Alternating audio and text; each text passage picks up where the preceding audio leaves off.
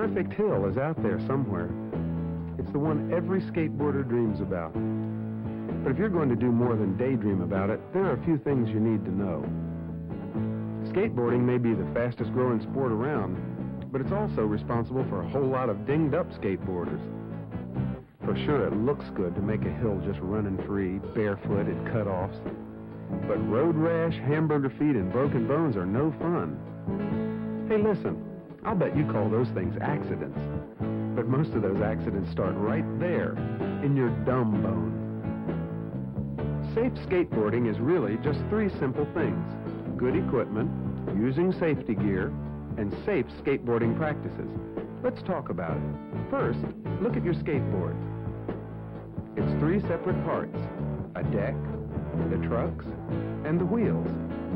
They can be bought either separately or already assembled. Most experts agree that a good wood or fiberglass deck is the best way to go for an all-around board. The shape, length, and thickness depend on your size and what feels right. Also, you're better off avoiding super cheap boards. They may be flawed or wear out quickly. But regardless of the type of deck you choose, the top surface should have some kind of non-slip grip tape. Ask someone who knows for advice if you're just starting out.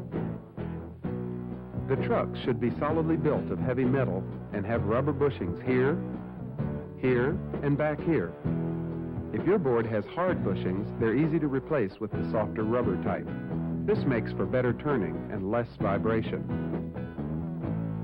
There are hundreds of types of wheels available, but most non-competitive skateboarders should look for a good basic polyurethane wheel. And if you can afford a few extra bucks, sealed bearings are a real plus. They keep out grit and dirt, never need to be lubricated, and run smoother. Also, be sure your wheel and truck combination leaves enough clearance between the wheel and the board, so if you turn with all of your weight over one wheel, they won't touch. If they do, it's a fall for sure. Now, one more check to make sure the bolts and lock nuts are tight and that the wheels aren't chipped or cracked and spin freely with no wobble. Okay, your board's ready. How about you? Nope, not even close. Do you know what a wipeout is?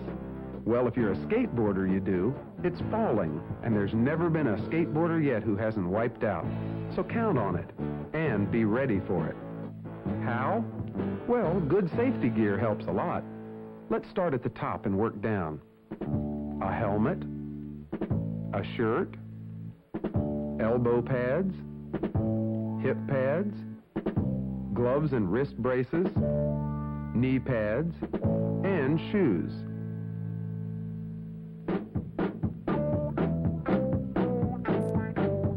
Won't you just look at me? Heads on elbow, hip and knee. Good gloves, super hat, shoes that grip, all of that skateboard. A good helmet should fit well, protect the head, and not restrict your vision or hearing. A wrist brace is designed to protect the small bones of the wrist when you break a fall with your forearm or hand. And your gloves should be heavy-duty with padded palms and fingers, and straps or elastic at the wrist so they won't fly off in a wipeout. Knee pads and elbow pads should fit firmly so they won't slip or turn, but they shouldn't cut off the circulation in your arms or legs. Ankle pads can save some painful bangs and scrapes, and your shoes should give good support as well as having non-skid soles. This safety gear is top grade, but if you can't afford it, there are some less expensive alternatives. Okay, now you're ready to hit the hill, right? Wrong. You just know you're going to fall, but do you know how to fall? Okay, go ahead. Wrong again. Come on over here and I'll show you the right way.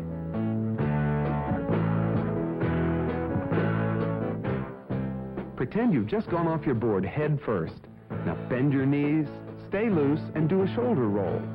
Falling right will absorb a lot of the impact of a wipeout. One more time.